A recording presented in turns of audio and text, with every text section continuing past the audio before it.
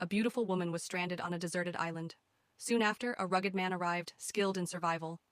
Every morning, he would go into the sea to catch fish for the woman, but she couldn't stand raw fish and asked him to find a way to make fire. The man said he had tried but failed. To ensure she could sleep peacefully at night, he climbed a coconut tree, cut some leaves, and tied them with branches to build a simple shelter, providing a place to shield from wind and rain. He also made a simple water storage device to collect fresh water. Despite this, the woman still missed the outside world. Although the two treated each other with respect as friends, the man's gaze was filled with desire. However, he didn't want to force her, believing that since they couldn't leave the island, she would eventually become his willingly. One day, the man went diving near a distant reef to catch a lobster to improve their meals. On his way back, he encountered another castaway. Upon closer inspection, it turned out to be the woman's wealthy husband. After some hesitation, the man reluctantly rescued him. The woman was overjoyed, hugging her husband tightly, while the man's expression showed a hint of regret. After resting for a day, the husband regained his strength and noticed his wife and the man catching crabs by the shore. Their playful banter made them seem more like a couple. He began to suspect that something might have happened between them during their time alone on the island. Jealousy burned in his heart, but since the man had just saved him, he held back his anger. Instead, he lit a bonfire to warm himself. The two were surprised and asked how he managed to do it.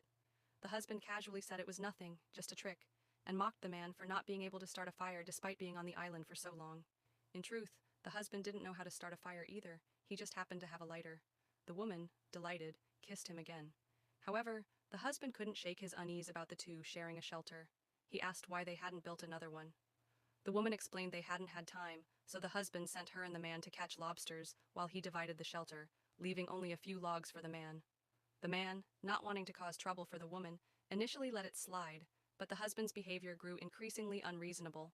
They had a big argument, and the man declared he would no longer help find food, while the husband forbade him from touching his supplies. After the split, the woman stayed with her husband. The husband tried fishing but caught nothing all day except for a small crab, which made him sick after eating. He then tried gathering sea snails but couldn't see well underwater without goggles, resulting in meager catches. Seeing the man return with a large fish from the reef, the husband grew envious and decided to try his luck there. However, he only found a foul-smelling sea snail, which was far from satisfying. Starving, he began to miss the days when he and the man were alone on the island. At least he had been able to eat well then. The man seemed to sense his thoughts and kindly offered him some fish. The woman ate it with relish, feeling grateful to the man again, and even giving him a kiss before leaving. She brought some fish back to roast, but when the husband returned with only two small, barely edible fish, one of which was poisonous, she dared not eat it. The husband noticed fresh fish scraps on a wooden skewer and realized she must have gone to the man for food. When confronted, the woman lied, saying she had stolen the fish from the man. The husband didn't believe her, and his suspicions grew. After that, the woman no longer dared to seek out the man, and could only gather crabs and sea urchins with her husband on the beach. One day, the husband noticed smoke rising from the man's side of the island. Furious, he rushed over and accused the man of stealing fire. The man denied it, claiming the sparks had come from the island itself. The husband angrily extinguished the fire, and the two men fought. The man raised a spear, intending to kill the husband, but the woman intervened, and they temporarily called a truce.